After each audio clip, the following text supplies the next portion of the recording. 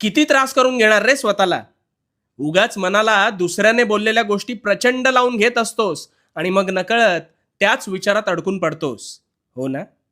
आता या विचार संकटातून तुझी सुटका करतो बघ. एक गोष्ट ऐक. एकदा एक गरीब कर्णबधीर मुलगा एके दिवशी अचानक त्याच्या मेहनतींच्या पैशांनी चैन म्हणून फार सुंदर कोरे करकरीत कपडे घालून रस्त्यातून जात होता. आजूबाजूचे सगळे त्याच्याकडे पाहत होते आणि त्याच्याबद्दल वाच्यता करत होते. त्या मुलाला वाटले आपण कदाचित छान दिसतोय म्हणून लोक वाहवा करत आहेत, आणि म्हणून तो मात्र चेहऱ्यावर स्मितहास्य ठेवून त्याच भ्रमात पुढे चालला होता.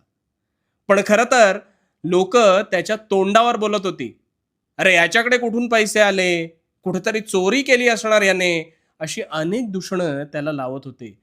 पण त्या मुलाचं सुदैव होतं, कारण त्याला ऐकूच येत नव्हतं आणि त्यामुळे